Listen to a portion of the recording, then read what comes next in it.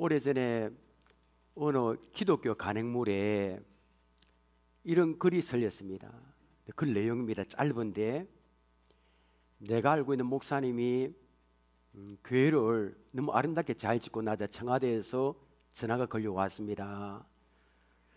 대통령께서 목사님의 교회를 너무 잘 지었다고 찾았습니다 했습니다. 글 내용이. 그럼 목사님은 아니, 교회를 잘 지었었다고 이렇게 대통령이 찾는다고 하니까 너무나 놀랍고 감격스럽습니다. 그래서 청와대 언제 들어갑니까? 이렇게 묻습니다. 그러자 전화를 통하여 이런 음성이 들어왔습니다. 오늘이 만우절입니다. 전화가 끊겼습니다. 그래서 목사님은 어이가 없었지만 그 머리에 탁 스쳐가는 이렇게 뇌리처럼 스쳐가는 생각이 떠올랐습니다.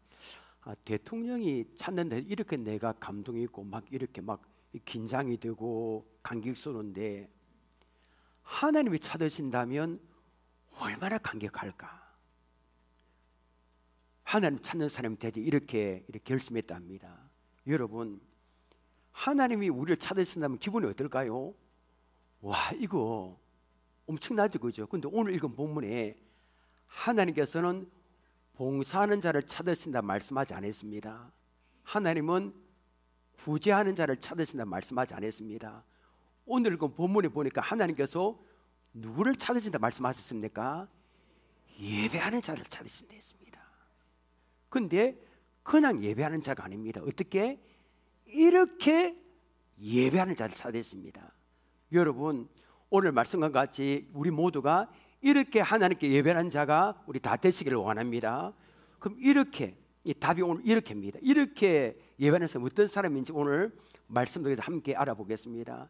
요한복음 4장은 이스라엘 땅의 그 사마리아의 수가라는 마을에 한 여인의 이야기입니다. 이 여인은 참 인생 파탄의 지경에 이르렀습니다. 왜냐하면 남편 5 있었고 지금 6분의 남편과 살고 있습니다. 그러니까 동네 소문이 많이 나겠죠, 그죠? 그러니까 사람들이 많이 오는 그 시간에 물을 기르러 오지 않고 우물에 제일 더울 때 아무도 없는 그 12시 정오 때에 물을 기르러 왔습니다. 그러니까 이 여인은 참 안타까운 인생을 살고 있었습니다. 그런데 이 여인은 우물가에서 어느 날 예수님을 만납니다. 그래서 예수님은 여인에게 물을 좀 달라 했습니다. 물을 좀 달라. 그러자 여인이, 아니, 당신은 우리와 상종도 하지 않은 유대인이 그리고 남자인데 사마리아 여자인 나에게 어떻게 물을 좀 달라 했습니까? 이렇게 이야기합니다. 그랬더니 예수님이 갑자기 느닷없이 내 남편을 불러오라 했습니다. 내 남편. 지금 몇 번째 남편과 살고 있습니까? 6번째. 그러니까 예수님은 그 여자의 가장 아픈 곳을 좀 찌르신 겁니다. 그러자 여인이 남편이 없다고 말합니다. 18절을 보십시오. 우리 예수님의 대답을 한번 들어보실까요? 자, 이렇게 말씀하셨습니다. 너에게 남편 5 있었고 지금 있는 자도 내 남편이 아니니 네 말이 참되도다. 그리고 오늘 읽은 본문이 시작됩니다.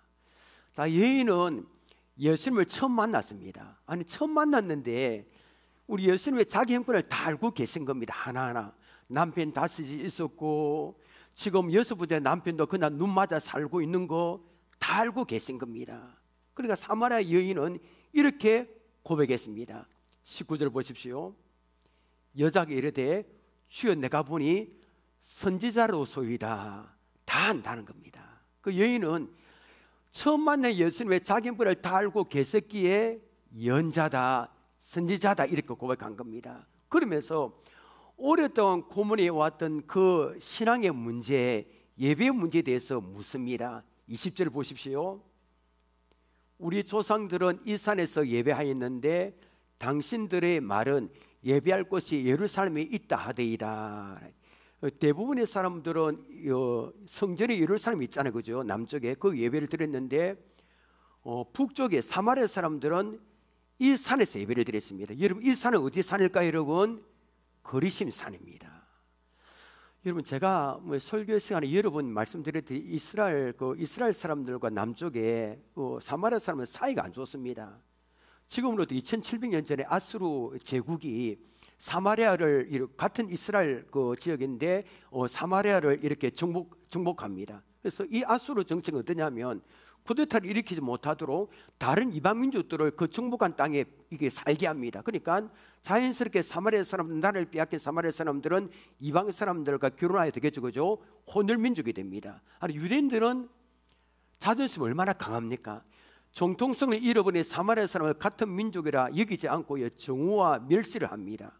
그랬더니 이 사마리아 사람들은 이 자기를 멸시하는 것 때문에 예루살렘 가서 예배를 드리지 않죠. 물론 이스라엘 이 분열될 때 북이스라엘과 여로보암이 금송아지를 만들고 남쪽으로 못 가게 했습니다. 이런 저로 유리해서 이 사마리아 사람들은 성전에 있는 예루살렘을 가지 않고 그리심산에서 따로 예배를 드립니다. 이 그리심산이 굉장히 유수가 깊거든요.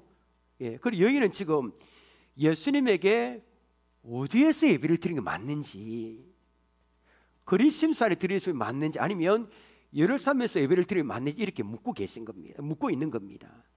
자, 이 질문에 대한 예수님의 대답은 이렇습니다. 21절 보십시오. 예수께서 이르시되 여자여 내 말을 믿으라. 이 산에서도 말고 예루살렘에서도 말고 너희가 아버지께 예배할 때가 이르리라. 자, 예배 장소에 대한 예수님의 대답은 간단 명료한, 어렵지 않습니다. 이 산에서도 말고 예루살렘에서도 말고, 예배 장소가 중요하지 않다는 겁니다. 그렇죠? 지금 여러분 이곳에서 예배드리고 다 예배드리잖아요, 그죠? 집에서 예배드리는 분도 있을 겁니다. 그런데 이 산에서도 말고 예루살렘에서도 말고 아버지께 예배할 때가 이른다는 것은 무슨 뜻일까요? 그리심산에 없어도 하나님 아버지께 예배할 때가 되고 예루살렘 성전에 없어도 예배하게 된다는 겁니다. 그런데 지금 사람들은 성전에 없으면 예배 못 드리는 줄 알고 있거든요. 관계없다는 겁니다. 그 예배 장소보다 예배 드리는 대상이 더 중요합니다. 21절 다시 보십시오. 이 산에서도 말고 예루살렘에서도 말고, 그 다음에 너희가 누구에게 예배할 때가 이른다 하셨습니까, 여러분? 하나님 아버지께. 23절에도 띄우지 않지만 아버지께 참되게 예배하는 자전이라고 하셨습니다. 자, 여기에서 우리는 하나님이 찾으시는 예배자가 어떤 사람인지를 첫 번째로 발견합니다. 첫 번째, 자, 이렇게 예배하는 자가 어떤 사람인가 첫 번째 봅니다. 자, 보십시오. 같이 읽습니다. 시작. 하나님 아버지께 참되게 예배하는 자입니다.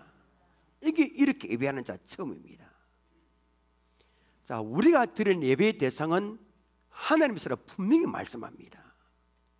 이것은 예배관의 가장 기본적이고 중요한 사실입니다. 여러분, 지금 우리는 누구에게 예배 드리고 있습니까? 예배 대상 누구십니까? 하나님이십니다. 여러분, 사실 이것만 알면 예배 잘 드립니다. 그런데 이거를 인식하지 못하는 분들이 있습니다.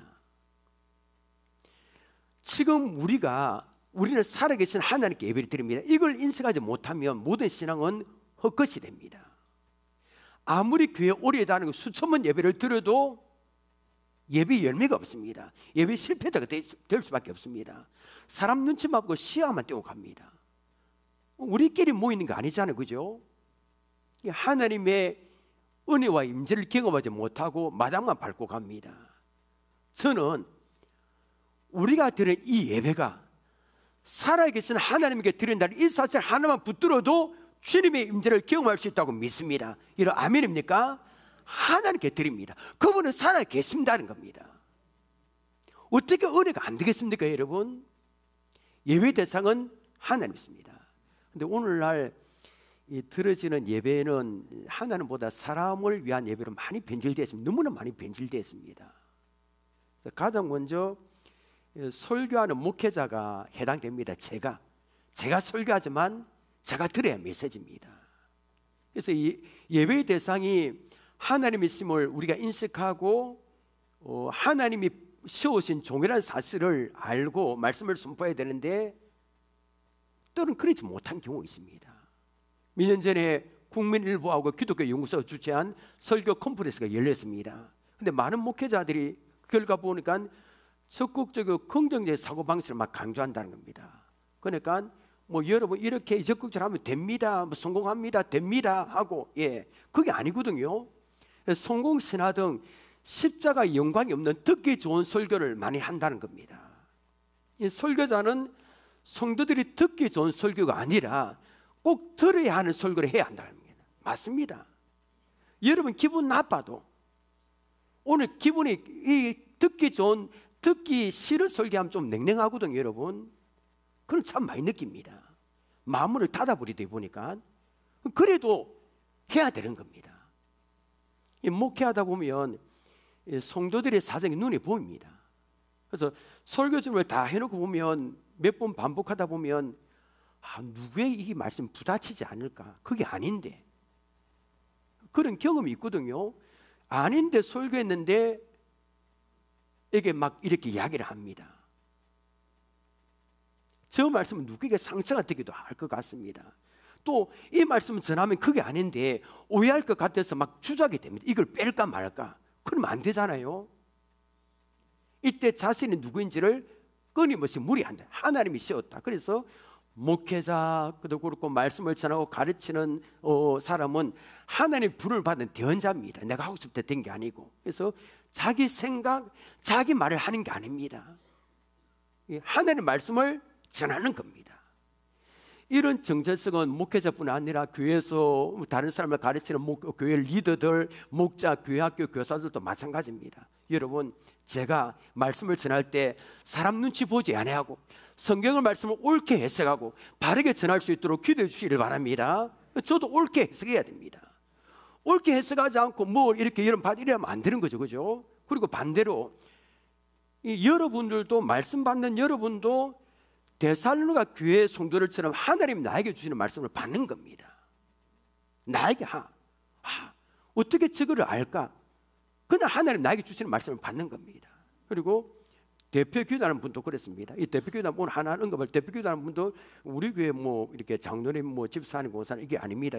원리를 말하는 겁니다. 그래서 대표 기도하는 분도 우리가 드리는 예배의 대상이 하나님이시라는 걸 알고 기도하는 겁니다.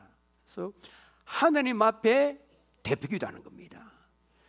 대표 기도에도 하나님께 드리는 기도를 하지 않고 사람을 의식하는 기도를 하는 사람도 있고요. 찬양에도 설교에도 마찬가지고 하나님께 올려드리는 찬양하는 것이 아니라 사람을 의식하며 찬양하는 사람이 있고 설교도 다 마찬가지입니다. 대표 기도는 예배를 드리는 성도를 대표해서 하나님 드리는 공적 기도입니다. 그래서 자기 생각, 자기가 하고 싶은 말을 하는 것이 아니라 뭡니까? 또 사적이거나 주관적으로 치우치면 안 되는 겁니다. 왜냐하면 하나님 앞에 하는 거기 때문에. 하나님 앞에. 그래서 제일 중요한 성도들이 예배에 집중하고 마음을 빼앗기지 않도록 그 말씀을 받은 말씀을 능력에 경험하게 해달라고 기도하는 것이 가장 중요합니다. 여러분 우리는 기도에도 하나님께 드리는 기도해야 될 줄 믿습니다. 찬양에도 하나님께 드리는 찬양해야 될 줄 믿습니다. 하나님, 우리 하나님을 바라보고 하는 겁니다.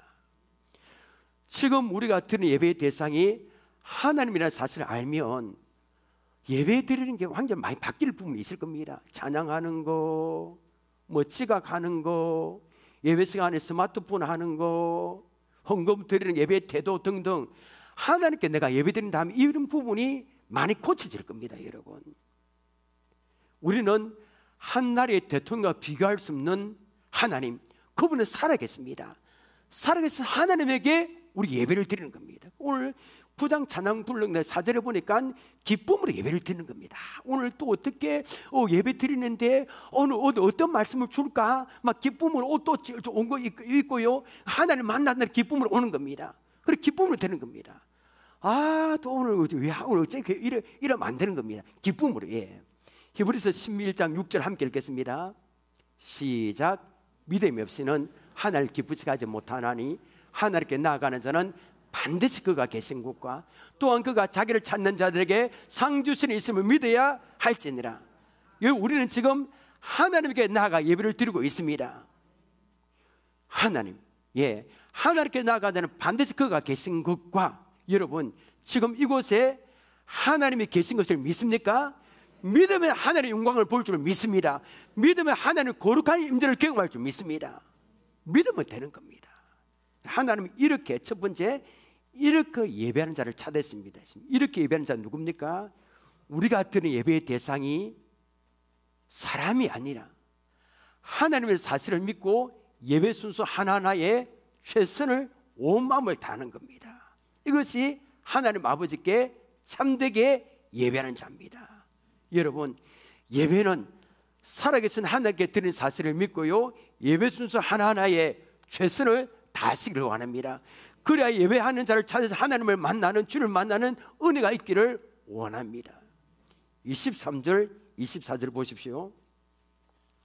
아버지께 참되게 예배하는 자들은 영과 진리로 예배할 때가 원하는 곧 이때라. 아버지께는 자기에게 이렇게 예배하는 자들을 찾으시느니라. 하나님 영이시니 예배하는 자가 영과 진리로 예배할지니라. 자, 이게 두 번째입니다. 여기서 우리 하나님께 찾으시는 예배자가 어떤 사람이 두 번째로 발견합니다. 자, 여러분, 하나님이 찾으시는 이렇게 예배하는 자가 어떤 사람입니까? 같이 읽습니다. 시작. 영과 진리로 예배하는 자입니다. 자, 흔히 이 말씀은 성령과 말씀 안에서 예배를 드리는 사람, 성령과 그 다음에 참된 인격과 말씀 안에서 예배를 드리는, 이렇게 해석합니다. 첫째, 영으로 예배를 드리는 겁니다. 이게 사실 여러분 어렵습니다. 나중에 말씀드릴 영이 아니면, 제가 이 자리에 없고 하나님 만약에 어떤 물체가 하나님이시라면 집중해 예배를 잘 드립니다. 그런데 하나님은 그게 아니잖아요. 이게 어렵습니다. 아무것도 안 보이니까. 우리 안에 내주하시는 성령님에게 붙들려서 드리는 예배가 참된 예배입니다. 자, 저는 오늘 영을 설명하기 위해서 반대로 우상을 좀 설명할게요. 자, 여러분, 지금도 이 시간에 산이나 어디 우상에게 예배 드리고 절하는 사람이 많을 겁니다. 자, 여러분, 불상이나 목상이나 석상이나 우상은 누가 만들었습니까? 하나님. 근데 사람이 만든 것을 신이 될 수 있습니까, 여러분? 없잖아요. 근데 사람들이 믿고 있어. 거기에 절을 합니다. 이사야 44장 15절부터 17절까지 보십시오. 얼마나 이 우스운지 보십시오. 이 나무는 사람이 땔감을 심는 것이거늘 그가 그것을 가지고 자기 몸을 덮기도 하고 불에 피워 떡을 굽기도 하고 신상을 만들어 경배하며 우상을 만들고 그 앞에 엎드리기도 하는구나. 그 중에 절반, 나무 절반은 불에 사르고 그 절반으로 고기를 구워 먹고 배불리며 또 몸을 덮게 하여 이르기를 아 따뜻하다 내가 불을 보았구나 하면서, 자, 나머지 절반은 어떻게 합니까? 그 나무들을 신상고 자기 우상을 만들고 그 앞에 엎드려 경배하며 그것에게 기도하여 이르기를 너는 나의 신이니 나를 구원하라 하는도다. 참 우습잖아요, 여러분. 우상의 재료에 대해 말씀하고 있습니다. 여러분, 우상은 무엇으로 만듭니까? 여기 이 부분에 대해서는 나무로 만든 데 있습니다. 땔감이나 연료를 사용하는 나무로 만듭니다. 나무들 가운데 절반은 불에 태웁니다. 뭐하게요? 음식도 만들어 먹고 고기도 구워서 배불리 먹습니다. 그리고 나머지 절반으로 우상을 만들어 거기에 절을 하고 경배합니다. 거기에다가 기도하면서 나를 구원해 주세요. 당신은 내 신민입니다 라고 한다는 겁니다. 인간이 신이라고 믿고 절하는 실체가 바로 이렇습니다. 너무 어이없잖아요, 여러분. 어떻게 나무가 신이 될 수 있습니까? 어떻게 여러분 불상이 어떻게 신이 될 수 있습니까? 또한 사람이 만든 것을 어떻게 합니까? 절이나 어떤 장소에 갖다 놓습니다. 거기에 갇혀 있는 겁니다. 놓을 수도 없습니다. 사람이 옮겨 움직일 수 있습니다. 이게 어떻게 신입니까, 여러분? 스스로 다니고 인간을 보호해야 되는데 반대로 인간이 보호합니다. 이거 불 많이 났잖아요. 불 일어나면 어떻게 그 안에 갇혀가 이렇게 다 태워지는 겁니다. 신이라는 자체가. 사람들 어리석게도 그것이 신이라고 절합니다. 비싼 음식 준비해서 절하고 제사 안 합니다. 왜 이런 일이 벌어집니까, 여러분? 눈에 보이는 것은 마음이 뺏깁니다. 저쪽에 보니까 우리 금정구에 그 자전거 타는 데 어딥니까? 거기 뭐 스포공원입니까? 거기 가는 거 엄청난 불상이 있대요. 보니까 어마어마하게 큰 불상. 여러분 보았습니까, 여러분? 안 봤습니까, 여러분? 엄청나게 큰 불상. 예, 그럴싸하게 눈에 보기 때문에 거기에 절을 하는 겁니다. 그런데 여기에는 인격적인 교제가 없잖아요. 생명이 있습니까? 없습니다, 여러분. 우상에는 생명이 없습니다. 누구에게 예배하는 것도 모릅니다. 22절 보십시오. 너희는 알지 못하는 것을 예배하고 우리는 아는 것을 예배하노니 이는 구원이 유대인에게서 남이라. 자, 이 말씀은 예배의 대상을 아느냐 모르냐를 지적하는 말씀입니다. 중요합니다. 예배의 대상인 하나님이 누구신지를 모른다면 참된 예배자가 말할 수 없습니다. 예배에 대한 주님의 말씀은 아버지를 아느냐로 시작합니다. 중요합니다, 여러분. 예배에 대한 주님의 말씀은 아버지를 아느냐 이렇게 시작합니다. 결국에 영과 진리로 드리는 예배는 아버지를 아는 것으로 연결할 수 있습니다. 그럼 하나님 아버지를 모르면 영과 진리로 예배할 수 없습니다. 하나님 어떤 분이신지 모른다면 이 시간에 영으로 예배를 드릴 수 없는 겁니다. 그 다음 시간만 때면 가는 겁니다. 그러므로 우리 자신에게 물어야 될 것은 예배에 대해서 하나님을 아는 겁니다. 여러분, 하나님을 아십니까? 그분을 알아야 영으로 예배를 드릴 수 있습니다. 여러분, 우리가 드리는 예배에 대해서 하나님은 어떤 분이십니까? 이 우주 만물을 하나님이 창조하신 줄 믿습니다. 하나님은 사람이 만든 불상과 석상과 같이 한 곳에 갇혀 있는 분이 아닙니다. 여기만 있으면 그럼 서울에 있는 분은 누구에게 예배를 드립니까? 하나님 스스로 계십니다. 하나님은 온 땅에 계시지 않은 곳이 없습니다. 제일 중요한 포인트는 하나님은 영이십니다. 이곳에 계십니다. 부산의 다른 교회도 계십니다. 서울에도 계십니다. 왜 그렇습니까? 영이시기 때문입니다. 하나님 영이 아니시라면 여러분 예배 드리기 쉬울걸요? 눈에 보기 때문에 집중합니다. 눈에 안 보기 때문에 집중을 안 하는 겁니다. 어떤 분은 아무리 해도 안 보기. 그래서 사람을 저를 자꾸 의식하거든요. 저를 의식하지 말고 영에서 하나님을 의식하시길 바랍니다. 그래서 이게 우리가 불상이나 우상처럼 눈으로 보는 것에 마음을 빼앗기면 안 됩니다. 오래전에 제가 이 이야기를 한 적이 있습니다. 영국의 어떤 사람이 토인들을 시켜서 물건 만드는 일을 하고 있었습니다. 토인들 일 시키는 것이 얼마나 힘든지 모릅니다. 토인들 일해본 경험이 없거든요. 그래서 감독이 보면 열심히 일하는데 감독이 돌아서면 일을 안 하는 겁니다. 정해진 시간에 정해진 물건을 만들어 해야 되는데 이게 일에 차질가 생깁니다. 또한 일하는 이 사람들을 이 주인의 가만히 연구해서 지켜 있자니까 다른 일들을 전혀 할 수 없는 겁니다. 한 가지 묘할 생각해냈습니다. 사장은 이 안경을 쓰고 있었습니다. 안경. 그래서 토인들이 안경을 보고 그 주인에게 안경이 뭔지 몰라서 묻습니다. 뭐냐고. 그래서 사장은 자기 눈이라고 했습니다. 안경을 자기 눈이다. 그래서 안경을 벗으면 안 보이고 안경을 끼면 다 보인다 했습니다. 눈이다. 토인들은 고지 굳도록 믿었습니다. 주인의 안경을 끼면 토인들은 열심히 일을 합니다. 아, 사장은 이거다. 이것을 이용했다 생각하고 현장을 떠나면서 안경을 벗어서 어디에 두냐면 나무 그루투기에 위로 올려놨습니다. 그래 왔습니다. 그랬더니 토인들이 주인이 없는데도 주인의 눈이 그 안경의 눈을 생각하고 열심히 일을 하는 겁니다. 주인이 이거 됐다 하고 이제 갑니다. 1주 만에 있다가 왔는데 일을 하나도 안 해놓은 겁니다. 또 놀고 있는 겁니다. 토인들이. 아니 어떻게 이런 일이 벌어진다 하고 안경에 있는 곳에 가보니 그 그루트기에 올려놨는데 그 토인들이 어떻게 하냐면 주인의 눈이 보지 못하다 모자로 안경을 막 덮어놓은 겁니다. 이래. 그리고 자기들끼리 마음대로 놀한 겁니다. 하나님 이렇다면 영이 아니라면 우리도 이럴걸요. 여러분 교회 문을 날서는 순간 마음대로 행동하고 사람이 이렇습니까? 보이는 곳에 눈을 빼앗깁니다. 보이는. 만약 하나님이 영이 아닌 불상과 같은 존재는 어떻게 되겠습니까? 사람들은 하나님을 우습게 여기고 교제도 없고 감동도 없고 예배드리는 척함이 하나님을 속일 겁니다. 마찬가지 아닙니까? 여러분 토인들처럼 예배드리는 척하면 하나님을 속일 겁니다. 하나님이 영이 있으라는 것을 인식하지 못하기 때문입니다. 무슨 인격적인 교제가 있겠습니까? 아무것도 없는 겁니다. 역사도 없고. 하나님은 그런 분이 아니십니다. 여러분 하나님 영이 있습니다. 하나님의 영이 있으라는 말씀은 죽어있는 우상과 다르게 살아계시고 인격적인 분이시라는 겁니다. 하나님 인격적인 분이 있습니다. 우리의 마음도 아시고 감정도 아시고 다 아십니다. 어떤 마음으로 예배를 드리는 거 다 아십니다. 우리 한국의 이름만 대면 다 알만한 유명한 목사님이 처음 예수 믿을 때 간증을 이렇게 했다고 보니까 그 목사님이 10대에서 20대로 넘어갈 때 참 힘들었습니다.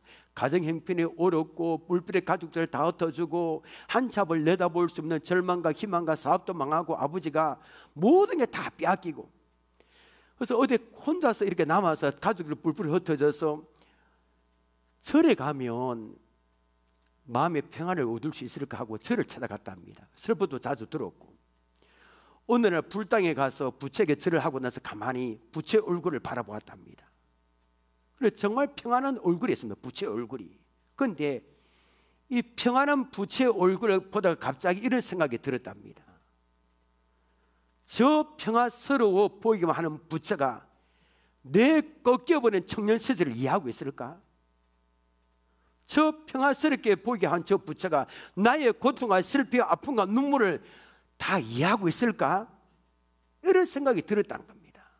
그러다가 참선을 하려고 법당에 앉아있다가 갑자기 예수님의 생각이 나더라는 겁니다. 그래서 그분은 법당에서 예수님을 묵상했다고 합니다.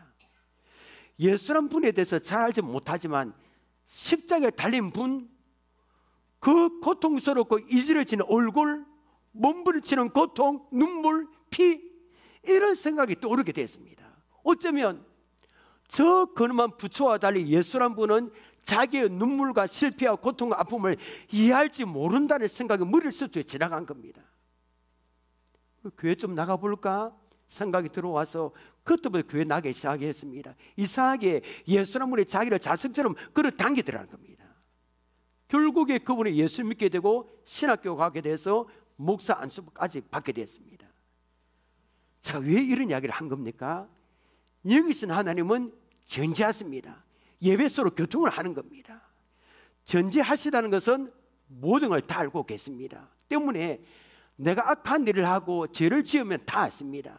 그래서 그 죄를 지은 상태로 예배를 드리게 되면 여기신 주님께서 나를 책망하십니다. 내 마음에 말씀을 통하여 책망하십니다. 회개케 하고 돌이켰습니다. 새로운 사람 변화시키는 겁니다. 또한 내가 무엇 때문에 힘들어하고 무엇 때문에 눈물 흘리는지 그것 또한 알고 계십니다. 사람들은 몰라줘도 여기서는 하나님 알고 계신다는 겁니다. 찬송가 93장의 1절에 이런 가사가 있습니다. 우리 함께 불러볼까요? 눈물이 앞을 가리고 내 맘에 근시 쌓일 때 외로워하고 힘조세리 주 우리 다시 한번 눈물이 앞을 가리고 내 맘에 근시 쌓일 때 외로워하고 힘조세리 주 예수.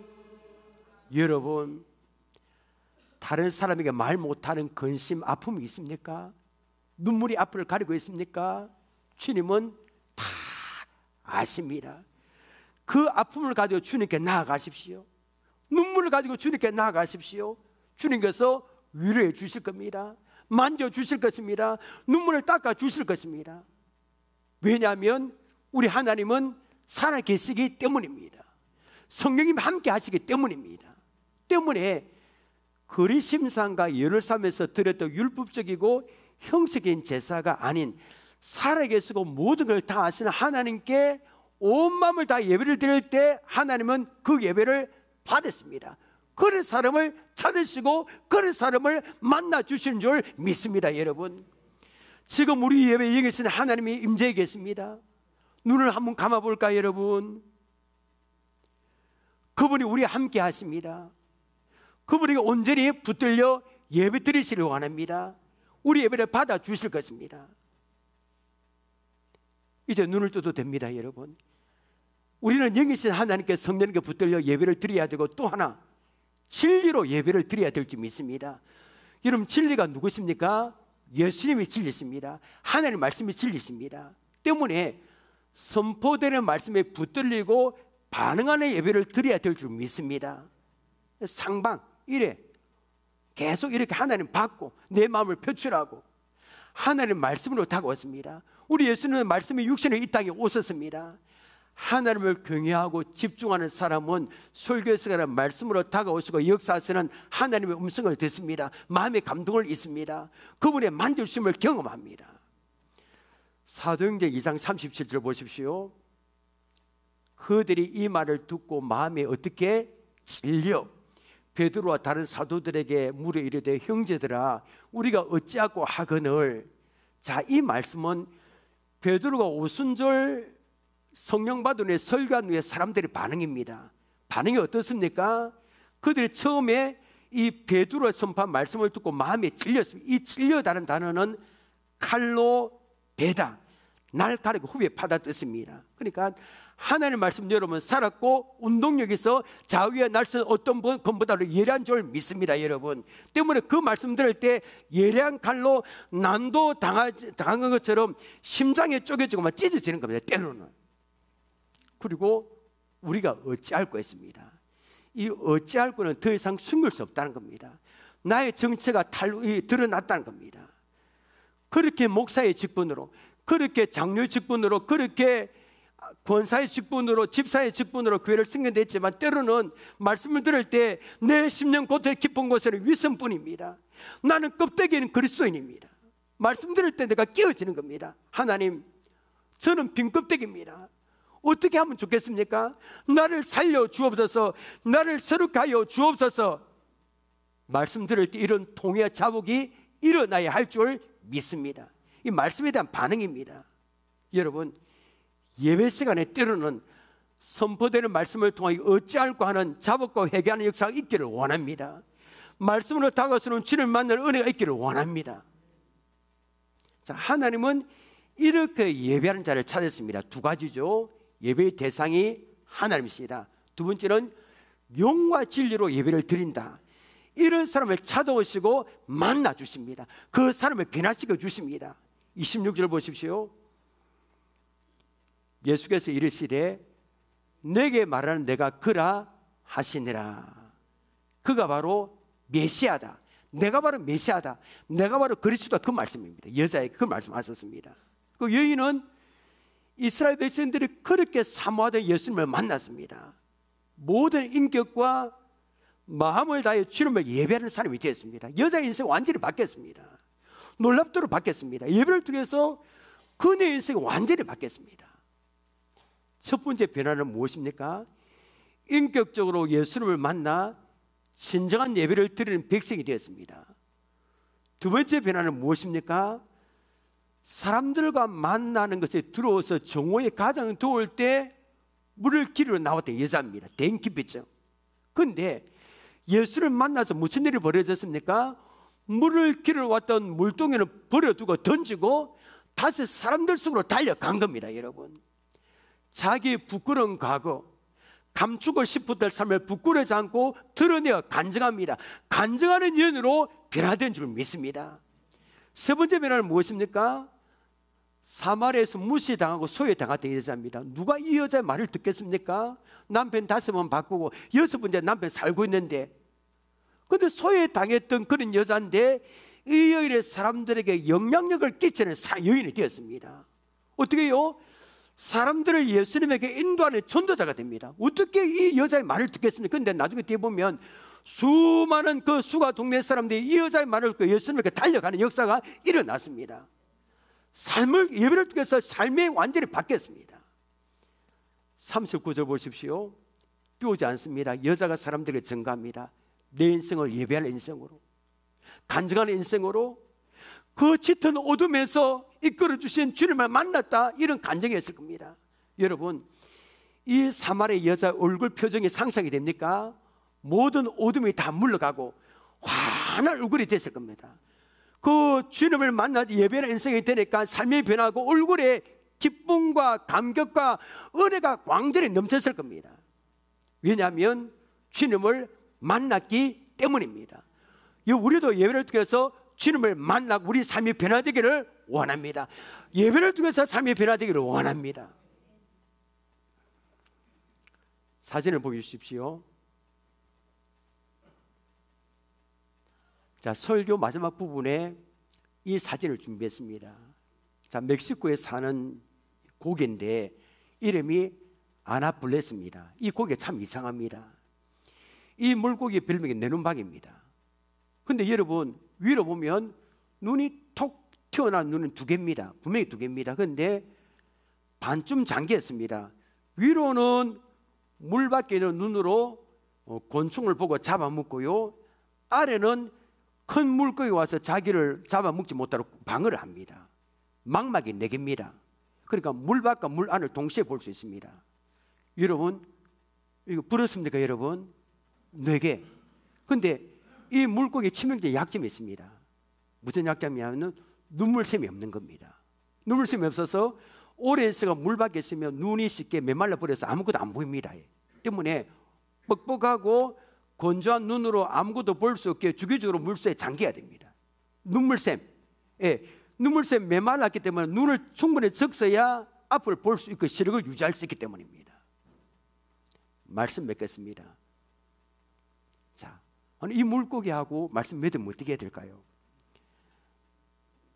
우리 신앙생활에도 앞을 보지 못하는 분이 참 많더라고. 보니까 영적인 것을 세상에 안 보이는 사람이 있고, 말씀이 안 보이고, 십자가 안 보이고, 우리에게 하나님의 은혜가 가득하는데 그 은혜를 보지 못하는, 옆에 분들이 하나님의 사람이랑 붙여줬는데 그걸 보지 못하고, 옆에 분들이 얼마나 겉으로만 보고 영적으로 보면 얼마나 놀랍고 얼마나 내가 사랑해야 존재인지 아는데 그것을 보지 못하고, 하나님의 은혜를 보지 못하고 영적인 빈대를 가려서 아무것도 보지 못하는 분이 있습니다. 시력은 1.5 이상 되는데 영의 것을 아무도 보지 못하는 겁니다. 왜 그럴까요? 내 영의 눈이 말라버렸기 때문입니다. 그때가 내 영의 눈을 적셔야 할 순간입니다. 그때가 세상의 일 바쁜 일 다 내려놓고 수도해놓고 잠잠히 하나님께 나와서 영과 진리로 예배할 그런 시간입니다. 예배를 통해서 주님을 만나고 내 메말랐던 그 눈을 눈물로 눈을 적셔야 할 순간입니다. 때는 눈물도 흘리고. 여러분, 매주 예배는 우리의 영적인 눈을 적시는 시간입니다. 매주 예배는 사마리아 여인처럼 주님을 만나는 시간이고, 매주 예배는 삶이 변화되는 시간입니다. 여러분, 그럼에도 불구하고 우리 가운데 예수를 만나지 못해서 사마리아 여자처럼 황폐한 삶을 사는 분이 안 계십니까? 교회를 그렇게 오랫동안 다니고 예배를 수백 번 들어도 그 주님을 만나지 못해서 내 마음이 메마르고 내 마음이 아직까지 갈라지고 은혜가 없고 기쁨이 없고 그런 분이 안 계십니까 여러분?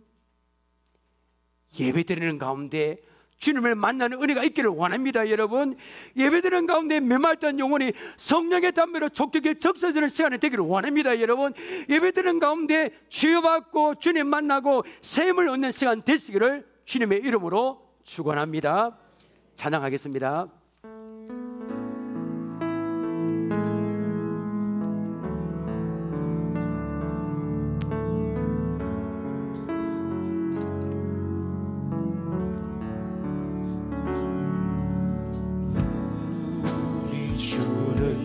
위대하며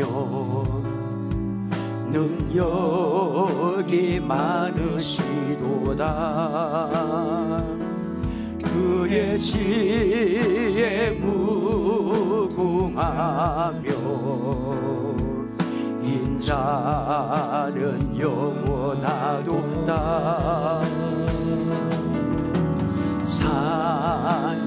예배 시간에 이런 은혜를 잊기를 원합니다. 상처를 삼으시도다. 별들의 수를 세시며 이름을 붙이셨도다. 그가 구름으로 하늘을 덮으시며 땅을 위하여 준비하시리.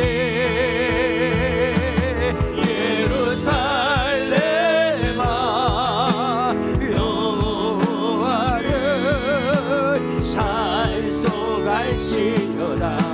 내 하나님을 감사함으로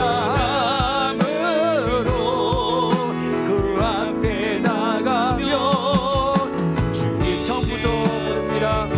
우리 주는 위대하며 우리 주는 위대하며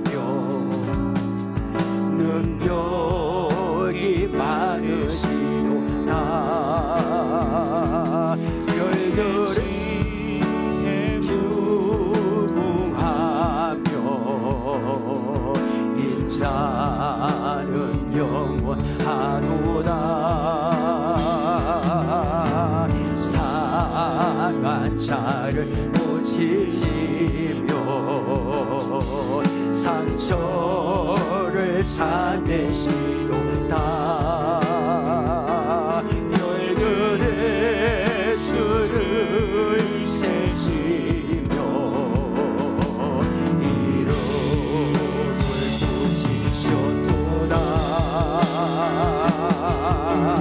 그가 구름으로 하늘을 덮으시며 땅을 위하여 위에 준비하시네.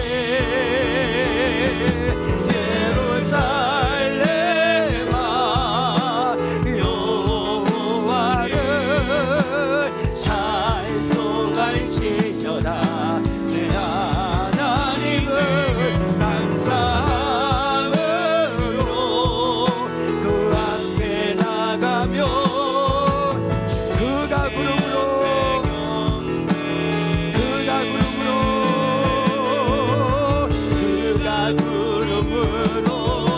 하늘을 덮으시며 땅을 위하여 준비한 예루살렘아 예루살렘아 여호와를 찬송할지어다. 내 하나님을 감사함으로 그 앞에 나가며 예루살렘아 여호와를 예루살렘아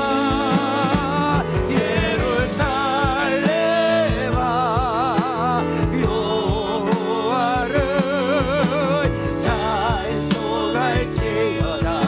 내 하나님을 감사함으로 그 앞에 나가며 주님을 찬양하오니 주님을 찬양하오니 주님을 경배하오니 왕이신 예수여 오셔서 찾아나사 주님을 찬양하오니 주님을 찬양하오니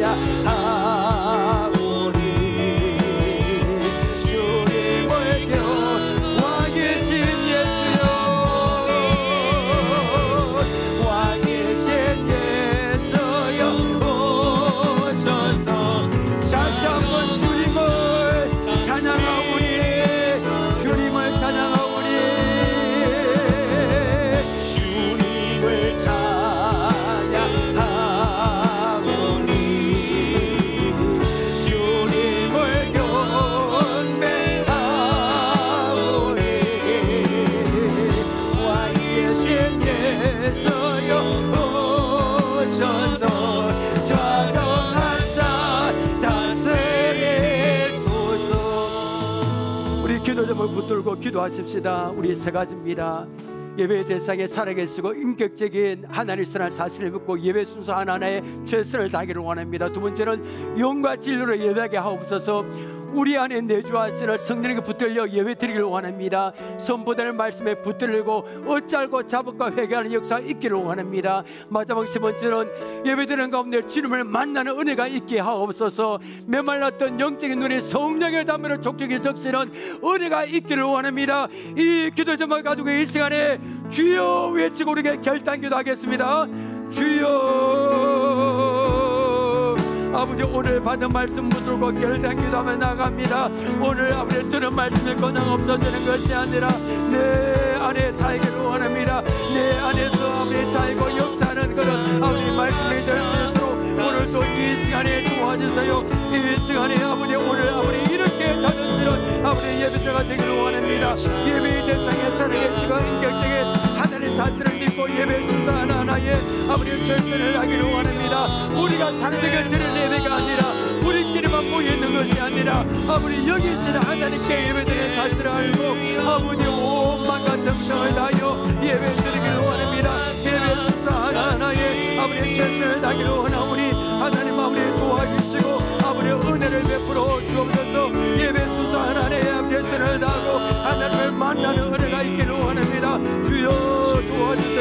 영과 진리로 예배를 드리길 원합니다. 아버지 우리 안에 내주하시는 성령님에게 붙들려 성령이 우리 각자 각자를 붙잡아주세요. 우리 각자 각자를 다스려주시고 붙잡아주셔서 하늘이 받으시는 예배가 되기를 원합니다. 아버지 성령님 우리를 그냥 내버려두지 말아주시고 아버지 성령님에게 붙들려 예배하기를 원합니다. 아버지 성도들의 말씀에 붙들리고 어찌할꼬 아버지 회개하는 자복과 회개하는 역사가 있기를 원합니다. 어찌할꼬 아버지 하나님 자복하고 회개하는 역사가 말씀을 통하여 예배드리는 가운데 있기를 원하오니 아버지 도와주시고 역사해 주시고 아버지 은혜를 베풀어 주셔서 예배드리는 가운데 주님을 만나기를 원합니다. 우리를 만나주시고 우리의 삶이 변화되기를 원합니다. 아버지 우리의 삶이 변화되기를 원합니다. 어떤 것으로 고칠 수 없는 우리의 변화되기를 원합니다. 악한 습관이 벗기기를 원합니다. 우리의 삶이 아버지 변화되기를 원하오니 아버지 사마리아의 열쇠로 주님을 만나고 아버지 주님을 간절하고 사람들에게 선한 영향을 끼치는 그런 삶으로 변화되기를 원합니다. 이 시간에 오셔서 우리를 만나주시고 이 시간에 만나주시고 이 시간 우리의 마음을 만져주어서 이 시간 우리 영이 들어가게 하시고 악한 것들을 떠나가게 하시고 악한 것들을 떠나가게 하시고 악한 습성을 끊어지게 하시고 아버지 오늘 이 시간에 주님을 만나는 은혜가 있기를 원합니다. 메말하던 영적인 눈이 아버지 주여 성령의 담비로 성령의 성령들은 아버지 그런 시간에 되기를 원하오니 성령의 덮어짐이 있기를 원합니다. 예배 가운데 성령의 나타남이 있기를 원합니다. 성령의 덮어짐이 있기를 원합니다. 주여 우리를 살려주세요. 우리를 새롭게 하여 주세요. 우리를 아버지 붙잡아 주시고 예배자가 되기를 원합니다. 하나님 기뻐하시는 예배자가 될 수 있도록 오늘도 이 시간에 우리를 만져주시고 이 결단 기도할 때 우리를 새롭게 하여 주시고 우리를 만져주셔서 하나님 아버지 하나님께서 보실 때 아버지 귀한 예배자가 되기를 원합니다. 정말로 아버지 우리의 삶이 변화되고 아버지 예배를 주어서 믿음이 아버지 살아가게 하시고 하나님을 사모하고 하나님을 악망하는 그런 예배자가 될 수 있도록 오늘도 이 시간에 저희들을 도와주세요. 우리를 만나 주어서 영과 진리의 예배를 드리게 하시고 아버지 오늘도 하나님이 이렇게 찾으시는 예배자가 되어서 하나님을 날마다 만나고 우리의 삶이 변화되는 놀라우신 역사가 아버지 나타날 수 있도록 하나님 아버지 도와주옵소서. 하나님 아버지 예배를 드릴 때 하나님이 찾으시는 이렇게 예배하는 자가 되기를 원합니다.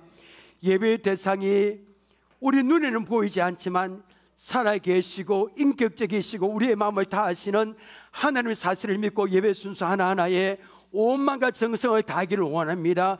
영과 진리의 예배를 드리기를 원합니다. 아버지 우리는 아버지 참으로 힘이 듭니다. 연약합니다. 성령님 함께하여 주시고 우리 각자를 붙잡아 주시고 선포되는 말씀을 붙들고 어찌할꼬 하는 자복과 회개하는 역사가 일어나게 하시고 메말랐던 영적인 눈이 성령의 담비로 촉촉에 적셔지는 은혜가 있게 하시고 예배드리는 가운데 주님을 만나는 은혜가 있기를 원합니다. 악한 것을 나가게 하시고 우리의 삶이 사마리아 여인처럼 변화되어서 사람들에게 간증하고 사람들의 영향력을 끼치는 그런 믿음의 사람으로 예배를 통하여 변화되고 세워지는 역사가 나타날 수 있도록 도와주옵소서.